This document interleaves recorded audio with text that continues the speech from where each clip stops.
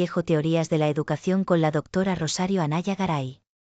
Sesión 13 Entrevista Pedagógica Grupo 8, Entrevistadores, Santiago de la Cruz, Javier Alexander. Santisteban Gamarra, Brenda Marisol. Serafín Sánchez, Camila Zaida. Sardín Flores, Simón. Sosa Argandoña, Alicia. Taika Bravo, Cassandra Carolay. Datos generales. Nombre del entrevistado, Javier Alex Santiago Cárdenas. Cargo o función actual, docente tercer grado de primaria. Años de experiencia docente, 27 años de experiencia. Nivel educativo en el que enseña, cuarto ciclo. Fecha de la entrevista, 24 de septiembre de 2025. Buenas noches, queridos estudiantes de la César Vallejo. Mi nombre es Javier Alex Santiago Cárdenas. Trabajo en la institución educativa Celso Lino Ricaldi, 8180. Tengo ya 27 años de experiencia en el magisterio y mi colegio queda por Gramadal, ¿no? San Martín, kilómetro 14. Y estamos acá para apoyar a ustedes en la pregunta que sea pertinente. En el área de práctica pedagógica tenemos 7 preguntas. La primera pregunta, ¿cómo planifica sus clases y qué aspectos considera más importantes en esta planificación? Bueno, de acuerdo a su pregunta, planifico partiendo del diagnóstico de mis niños para llegar a hacer un buen aprendizaje. Eso me hace ver qué es lo que necesito para poder trabajar con ellos, ¿no? El diagnóstico es lo más principal, ¿no? Y así elaborar ese trabajo.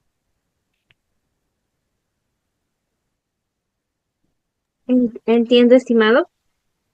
La segunda pregunta, ¿qué metodologías de enseñanza utiliza con mayor frecuencia, ¿no? ¿Y por qué? Yo utilizo el método constructivista porque es un método que nos hace trabajar alumno-profesor. No preguntas y respuestas. Ya no es el conductivismo, como tuvimos que siempre éramos nosotros los que teníamos la palabra, teníamos la verdad en la boca, ¿verdad? No, ahora estamos que ambos tenemos que participar, inclusive hasta estamos inmersos con los padres de familia, porque somos tres entes que tenemos que estar en educación, ¿no? Alumno y profesor en el aula y padre en casa, ¿no? Ese es mi método de trabajar, ¿no?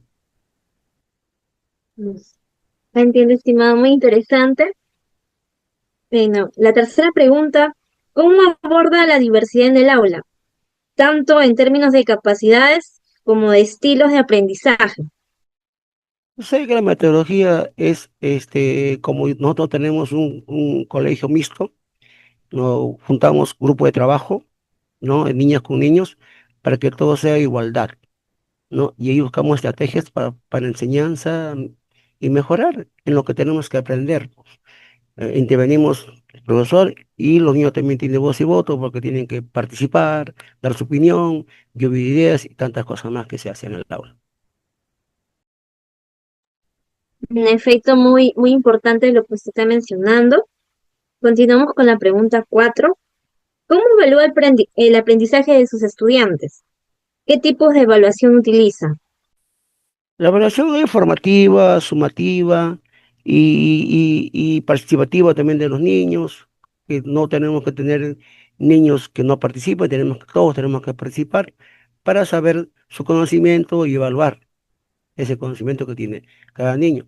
Sé que estamos con la lluvia de ideas, dan sus ideas cada uno, sus opiniones cada uno, y de ahí vamos, ¿no? Decir lo que va y lo que no va de acuerdo con ellos. Y conmigo, la parte que tengo que ver el detalle que está bien o está mal, ¿no? Pues de manera, como digo, sutil, sin decir, no, esto está mal, porque eso va en contra de los niños.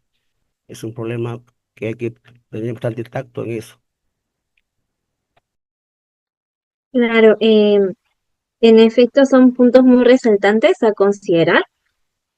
Eh, Continuando con la pregunta 5, ¿Qué estrategias utiliza para motivar a los estudiantes a participar activamente en clase? La estrategia de participar, primero empezamos con juegos, empezamos que tengan confianza en uno y para que, si tú le das confianza a esos niños, ellos van a participar en todo. Y eso es bueno, ¿no? Motivarlos para empezar una clase, para empezar a lo que queremos iniciar. Y eso es lo más importante del inicio de un tema, de un trabajo que hay que hacer, la motivación. Eso es lo principal, es lo psicológico. Ok, estimado, muy importante considerar, ¿no? La motivación. Continuando con el punto 6, ¿cómo maneja situaciones de conflicto o problemas de disciplina en el aula? Bueno, el conflicto ya tenemos normas que tenemos que respetar y lo hacemos con ellos mismos, ¿no? La norma de convivencia, que es lo más importante. Sé que siempre empezamos con, hay que respetar las opiniones de los demás, cuando los demás hablan hay que levantar la mano para el pase para que hable y lo demás hacer silencio, ¿no? Si no, no nos escuchamos. Y esas normas tenemos que respetar. Tenemos cuatro normas que son las más principales y eso ellos ya lo saben. Muy bien, estimado, necesario a realizar, ¿no? Sus puntos a considerar del orden en el aula, la participación, el respeto. Y la última pregunta en esta área de práctica pedagógica es la pregunta 7, ¿no?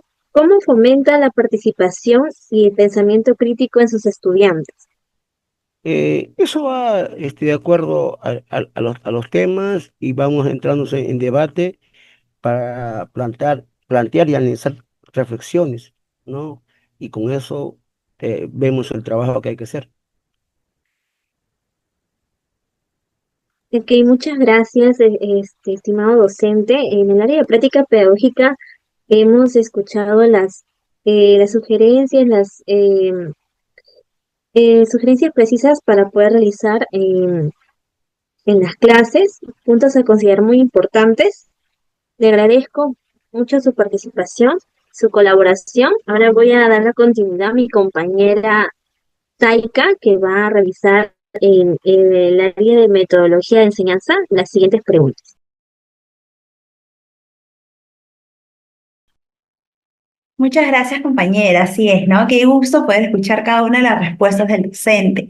Vamos a continuar, como lo ha mencionado, con metodología de la enseñanza. Le voy a hacer un par de preguntas. La primera pregunta, maestro, sería, ¿qué métodos o estrategias pedagógicas utiliza con mayor frecuencia en sus sesiones de clase?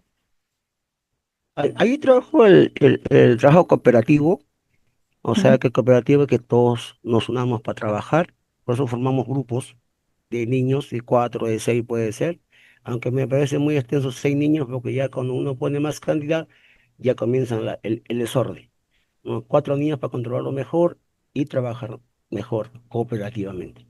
Bien. Dígame, ¿cómo adapta sus clases a los diferentes ritmos y estilos de aprendizaje en sus estudiantes? ¿Cómo es que lo lleva a cabo? ¿Cómo lo ejecuta?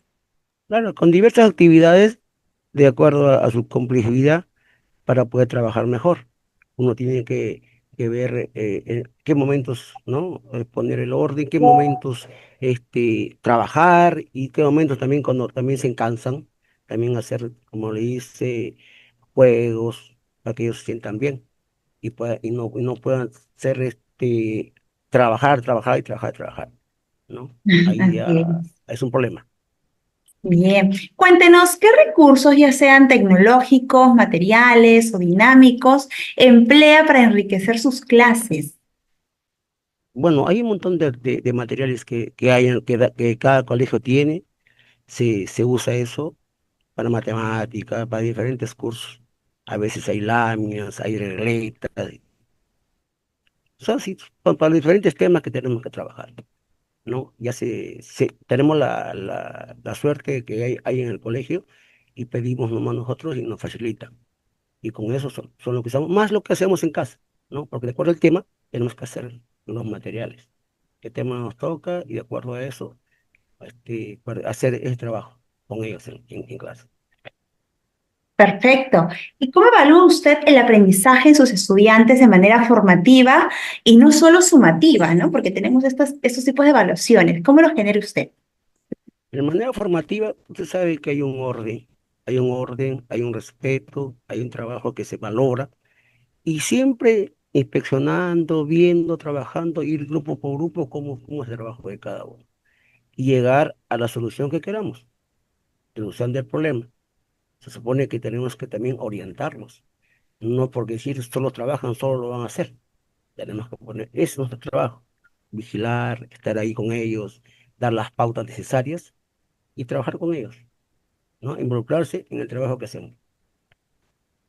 A ver, y finalmente, en relación a la metodología de la enseñanza, ¿podría compartir un ejemplo de una sesión en la que haya aplicado una estrategia innovadora?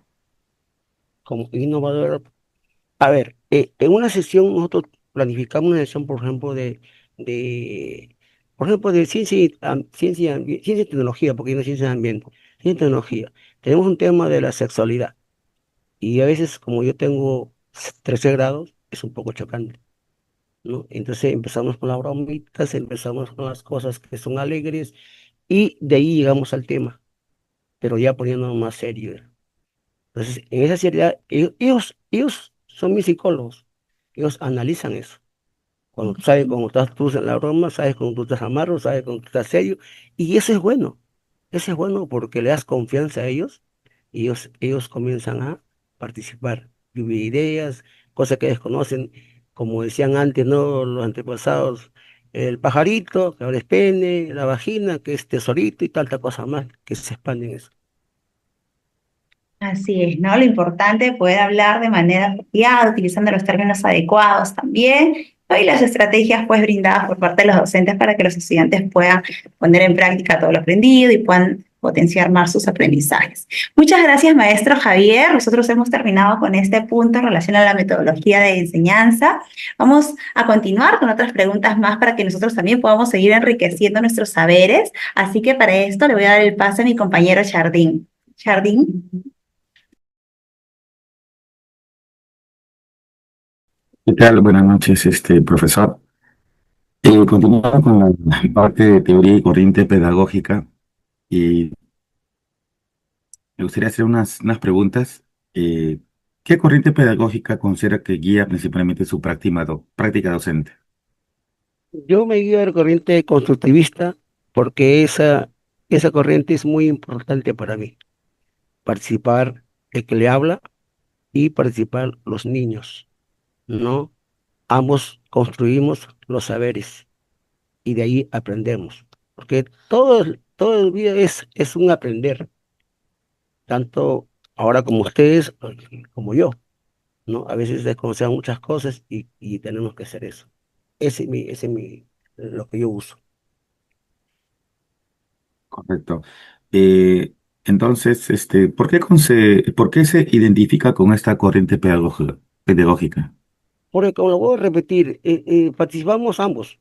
Participamos, participo el que le habla, participan los niños, con la lluvia de ideas, con sus saberes previos también de ellos, y ahí sale el tema más fácil, más loable y más comprendible. No, no todo soy yo, no era como antes. Antes era el profesor y se acabó. Ahora no. Ahora los niños también tienen voz y voto y tenemos que respetar ese trabajo, ¿no? Correcto. Muy bien. Continuando con la pregunta. ¿Cómo aplicaría en la práctica los principios de dicha teoría en sus clases? En diversas actividades, conductivista, como le digo, trabajamos ambos. Hay un tema, ¿no? Se pone el tema, se pone el propósito, y de ahí partimos con lluvia de ideas para analizar, algunas cosas corregir y trabajar el tema, ¿no? Entonces, ambos participamos. Conductivismo es que el niño también participa, y eso tenemos que trabajar ambos, ¿no? Todos ellos y a veces es en forma grupal, como le hizo, en forma grupo de cuatro, más no, nunca he visto positivo formar un grupo más de cuatro, ¿no? Cuatro es para mí lo lógico, lo loable. Correcto, muy interesante. ¿Qué fundamentos teóricos de la educación considera más relevantes para la formación de los niños y adolescentes? Bueno, la psicología, tú sabes que la psicología es amplia, la sociología, ¿no? Y eso nos hace reflexionar, pensar, ser sociable, participar. El ser sociable es participar, estar atento a lo que se pregunta, y eso es bueno. Socialmente, socializar con todos sus compañeros, compartir ideas también entre ellos y sacamos una conclusión para llegar al desarrollo del tema que trabajamos. Ujú. Me refería más a la parte de que filósofos o fundadores, más o menos, de lo que usted seguía. De Piaget, ¿no? De Brunner, ellos son los que yo me estoy guiando de ellos porque en ellos piensan que están inmersos ambos entes, ¿no? El profesor y los alumnos, ¿no? No hay que el profesor no tenga toda la razón, que él tiene el voz y voto y esto tiene que hacerse, ¿no? ¿No? Entonces compartimos los saberes previos, compartimos lo que vamos a aprender y sacamos conclusiones para un resultado. Correcto. Como última pregunta, en esta parte, ¿qué aportes de otras ciencias, ya sea psicología, sociología, neurociencia, considera importantes para fortalecer la educación actual? Mire, yo creo que es la sociología, porque somos un mundo diferente, diferentes realidades, y parece mentira que a veces, como yo trabajo en zona rural, para mí es un poco difícil el aprendizaje de los niños, por múltiples motivos, ¿no?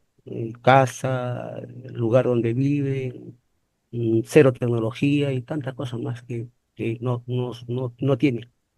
Entonces, eso hace un poco difícil la enseñanza de eso. Y los que están en zonas urbanas, tiene bastante beneficios. Pero donde yo enseño es un poco precario, ¿no? El aspecto económico, social de ellos, de esos niños, porque viven la mayoría en cerros alejados y se demora un montón para llegar a donde donde estamos trabajando y eso repercute. Padres que trabajan todo el día, no tienen tiempo para ayudar a sus hijos. Entonces, que en la educación somos tres entes, ¿no? Profesor, niños y padre y familia. O también puede ser padre y familia, niños y profesor. Esos somos los más importantes para una buena educación. Trabajamos en el colegio nosotros y los padres en casa. El apoyo que necesitamos. Pero desgraciadamente en mi sitio, en mi lugar, no es así. Y eso dificulta mucho el trabajo. Ustedes lo van a entender cuando tengan el trabajo, trabajen en sitio así, van a entender eso. Y siempre es importante el diagnóstico situacional. Esa es la base de todo profesor que va a enseñar en un sitio, que va a trabajar en un lugar, es el cambio que hay. Gracias, estimado profesor Javier Santiago, por sus respuestas. Le voy a dar el pase a mi compañera Brenda para que continúe con la entrevista. Bueno, a continuación realizaré una breve entrevista sobre el compromiso institucional y ético en nuestra labor educativa. Agradezco desde ya su disposición por compartir sus reflexiones. Comencemos con la primera pregunta. ¿Cómo asume usted su compromiso con la institución educativa más allá del aula? Bueno, yo con la cuestión educativa, mi compromiso es mi trabajo arduo que tengo que hacer y ver las cosas que faltan, ¿no? Las cosas que faltan, dar facilidades a los alumnos en muchos aspectos, ¿no? Y a veces el apoyo darle el tiempo que uno da. Por ejemplo, yo trabajo de 7:45 hasta las 2:30, pero a veces me quedo hasta la 1, 2, ¿no? Porque tenemos a veces cosas que hacer, ¿no? En el colegio y ese es el apoyo que brindo. Gracias por compartir esa perspectiva. Ahora pasamos a la siguiente pregunta. ¿De qué manera promueve valores como el respeto, la responsabilidad y la solidaridad en sus estudiantes? Bueno, eso se habla con ellos, porque hay un momento que todo no es el trabajo de los temas a tratar, también se habla de la vida, se da ejemplos de vida, porque hay niños que como dicen, profesor, yo no tengo papá, yo no tengo mamá, y yo digo lo mismo, yo tampoco no tengo mamá y papá, pero sigo para adelante, y el trabajo es así. Ustedes tienen que lograr su objetivo, que es terminar su primaria, seguir su secundaria y avanzar a su superior para que sean algo en la vida. Es el tesoro más grande que hay para un ser humano. Y hablamos muchas cosas más, personales, no personales, y en forma general. Hay niños que son un poquito inquietos, no son malcriados ni son, son inquietos. Entonces, ese ejemplo se le dice, se le habla. Entonces, por ejemplo, tenemos el tema de la tutoría y es muy importante para eso. Lo que nos falta en el colegio a veces son las psicólogas que no vienen, a veces sí vienen, pero no hacen su trabajo como debe ser, ¿no? No brindan el apoyo que necesita el colegio, en ese caso de psicología. Muy interesante. Esos valores son fundamentales ya para la integración, para la formación integral, ¿no? De cada uno. Bueno, continuamos. ¿Qué acciones desarrolla para contribuir a la mejora del clima escolar y la convivencia? Bueno, siempre tienen que partirse del respeto. Si nosotros respetamos a los niños, ellos también están en la obligación de respetar a uno. Yo siempre parto por eso. Siempre el saludo, el comportarse bien, respetar a los mayores. Vienen a mi salón profesores, tenemos que saludar, ¿no? Tenemos que respetarnos entre compañeros, más que todo el respeto que debe haber entre niño y niña, porque a veces el niño es un poquito más fuerte que la niña, entonces no. Y hacer entender, por ejemplo, mi salón es tercero D, y yo siempre digo, somos una familia y tenemos que apoyarnos todos, porque somos una familia educativa, ¿no? Entonces, no es familiar, no, es educativa, donde yo soy el papá, ustedes son mis hijos. Y yo por tal, como yo quiero a mis hijos, también lo quiero a ustedes. Entonces, creo que merezco un respeto. Y ellos entienden esa parte. Gracias por esa reflexión. Ahora abordamos un tema muy actual. ¿Cómo se prepara y capacita para responder a los desafíos de la educación en la actualidad, como la tecnología, la inclusión y la innovación? Bueno, en el colegio tenemos una sala de IP donde hay una encargada de la tecnología, ¿no? Y ella nos ayuda a muchas cosas. Tenemos un día a la semana un trabajo en AIP mediante las computadoras con los niños. Y eso es muy importante. Y aparte que tengo acá un hijo mayor que también domina la tecnología y me apoya bastante en eso. No, a veces como dices, tenemos nuestra edad, un poquito que la tecnología es lo actual, pero siempre es bueno aprender, ¿no? Entonces tenemos que ver ese detalle. Antes no era así, tampoco soy tan viejo, pero al menos antes no teníamos esa facilidad que hay ahora, ¿no? Pero gracias a Dios, como le digo, tengo un hijo que está a mi costado que me apoya y excelente. Con eso yo avanzo bastante en ese campo. Excelente. Ahora pasamos a una pregunta dirigida a los futuros docentes. ¿Qué mensaje le daría a los futuros docentes sobre la importancia de su rol en la sociedad? El ser docente es muy importante, es un orgullo. Es un orgullo. Si lo tomas con, con lo que tú quieres ser, que te guste, ¿no? Porque también es estresante, tiene su positivo y su lado negativo.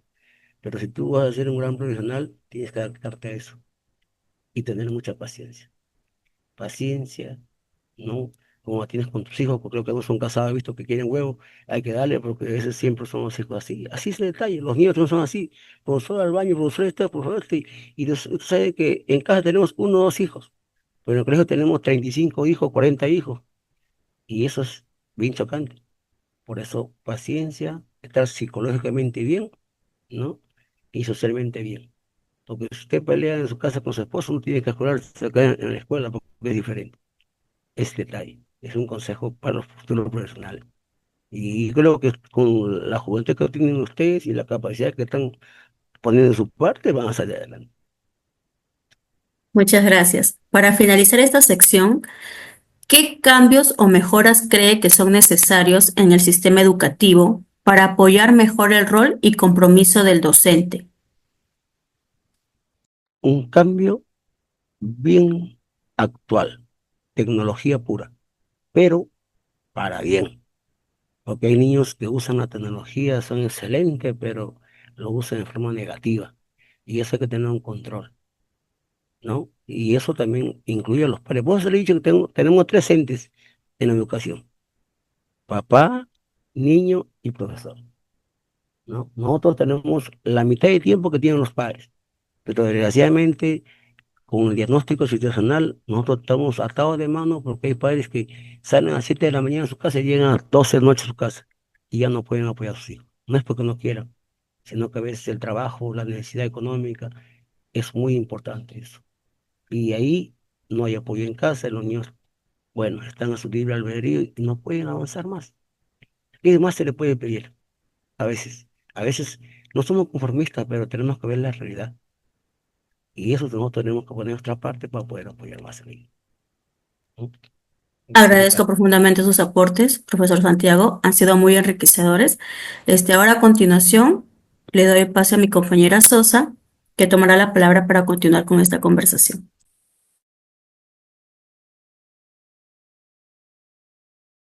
Voy a realizar 4 preguntas acerca sobre el desarrollo profesional. La primera pregunta es, ¿qué importancia le da a la formación continua en su carrera como docente? Sabe que la educación es fundamental y siempre está en cambio y evolución. Y eso tenemos que ser constantes para eso, ¿no? Tiene que actualizarse siempre. Y eso ya corre de parte de uno mismo. Mm, Genial. Segunda pregunta, ¿en qué área cree que necesita mejorar o especializarse más? Eh, en la tecnología aplicada a la educación es muy importante eso, esa área.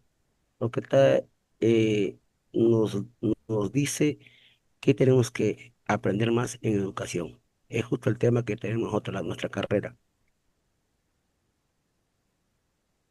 Bien, profesor Javier. La tercera pregunta, ¿qué papel juega la colaboración con otros docentes en su desarrollo profesional? Eso es clave para crecer profesionalmente como educador.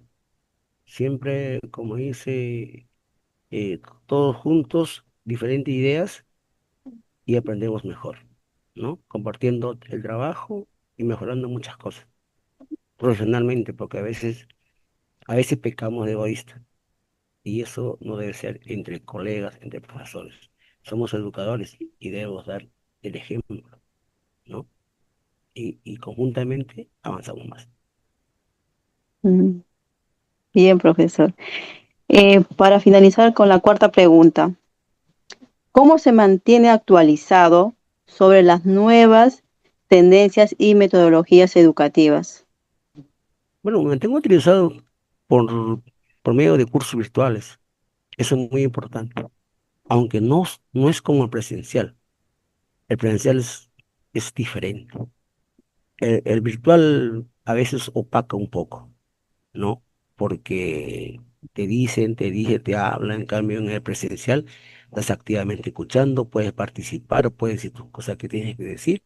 Para mí, lo más factible sería el presencial, ¿no? Es como nosotros hacemos las clases virtuales, no es igual como ¿no? Las presenciales. Es un cambio radical.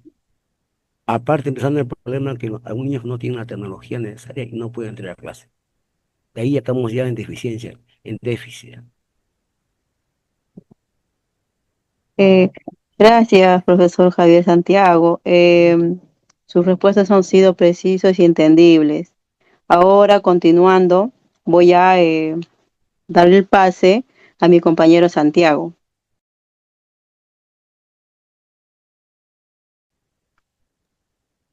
¿Qué tal? Buenas noches, docente. Yo le voy a hacer más preguntas sobre reflexión personal, ¿no? Entonces, mi primera pregunta sería, ¿qué fue lo que le motivó a elegir la docencia como profesión? Bueno, parece mentira, pero a mí de soltero de hecho me han gustado los niños. Y eso ha sido mi parte principal para ser educador. No, he tenido paciencia, amor y mucho gusto por los niños. Y eso me ha dado a llegar a esta carrera, que quiero mucho, amo mucho, porque es mi fuente de trabajo, mi fuente de ver por mi familia, ¿no? Pero eso sí, tiene que gustarme, no sé cómo serán ustedes de repente, están también con eso, ¿no? Pero es bueno eso, eso es lo positivo, debe ser eso de uno. Primeramente, gustar a los niños. Muy bien. Entonces paso a la siguiente pregunta. ¿Qué es lo que más le satisface de ser eh, docente? Bueno, mi mayor satisfacción es que mis niños aprendan, todos, ¿no? O un 80%, me siento satisfecho. A veces no se puede el 100%, pero estamos luchando para eso. Hacemos lo posible y con eso yo me siento conforme. Con todo lo que doy, con todo lo que aporto, yo sé que he cumplido con lo que yo puedo dar o yo lograr con mis niños, ¿no? Más tampoco no se puede pedir milagros y milagros, pero estamos en eso. Claro, es muy importante que los alumnos lleguen a lo principal, ¿no? Que es el aprendizaje. Bueno, mi siguiente pregunta sería, ¿qué significa para usted ser mediador del aprendizaje de sus estudiantes? Sí, enormemente, porque por medio de mi persona, los niños están avanzando en sus aprendizajes. Son una buena persona, porque yo tengo varias promociones que ahora son profesionales y se han llevado en mi consejo. Y eso satisface, porque te llegan en la calle un policía, un doctor que diga, profesor Javier, profesor Santiago, es un orgullo.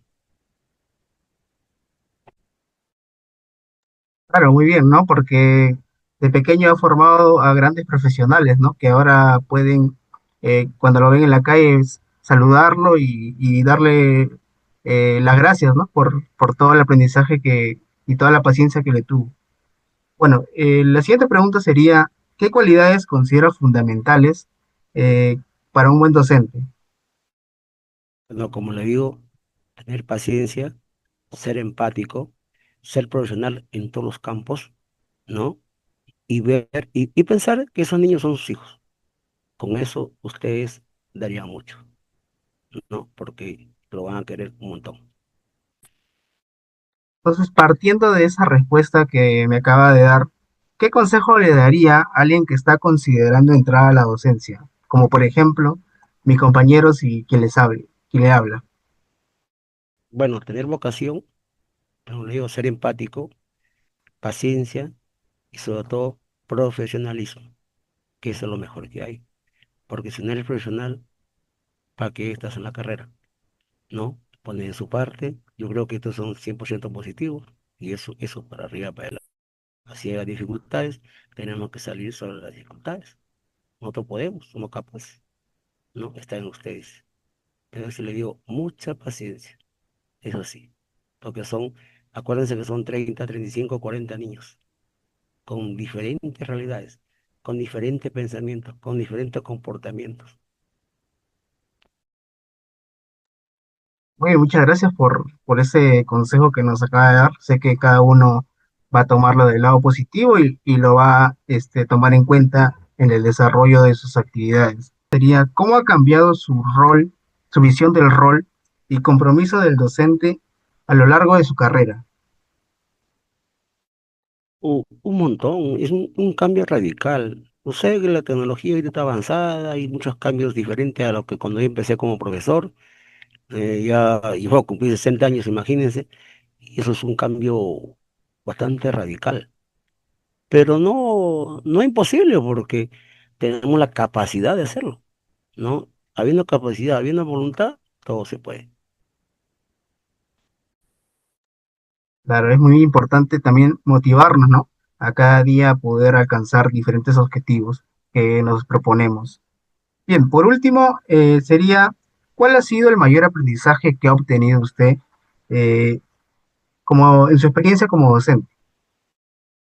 Bueno, todo el tiempo que he trabajado he tenido problemas con niños de parejas separadas y he tratado de verlos como un hijo y arreglar sus problemas, porque hay múltimos problemas que a veces se te escapan de las manos, pero con los problemas que yo he investigado, he visto, he hecho el seguimiento, los he arreglado y y ese es mi orgullo, porque algo he hecho por ellos, ¿no? Me satisface eso, ¿no? En esa parte, que es esta parte educativa, la parte ya personal, pero también está involucrada en la educación. Porque el bienestar de tus niños son el bienestar tuyo. Porque si el niño no está bien, no va a trabajar bien. Entonces, a eso debemos llegar. Tú sabes que los profesores somos nuevos psicólogos, porque eso nos enseñan. Entonces, tenemos que ver la parte en cómo está el niño, cómo viene el niño, cómo está el niño, cómo está en su entusiasmo, ¿no? Cómo se comporta. Hay muchos factores que ustedes van a analizar.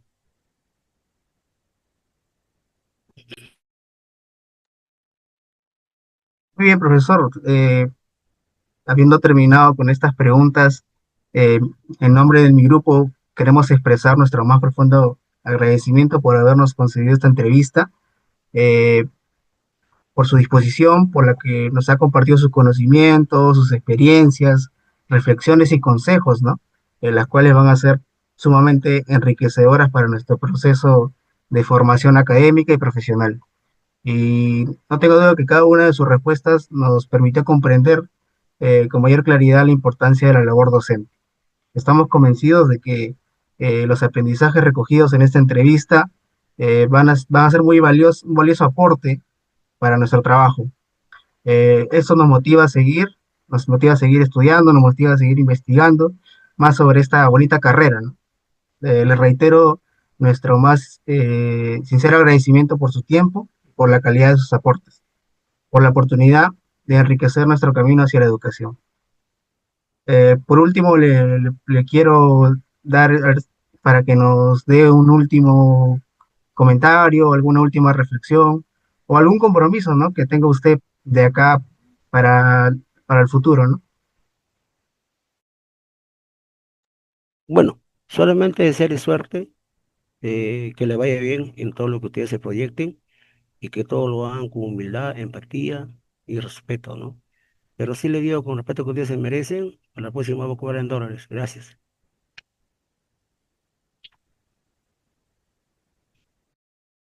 Muchas gracias. Bueno, profesora, doctora, esta ha sido la entrevista del grupo número 8 y espero que puedan, eh, de cada pregunta, de cada respuesta que tuvo el docente, eh, tener, eh, agarrar lo positivo, ¿no? Y poder ponerlo en práctica en la labor que realizamos. Muchas gracias.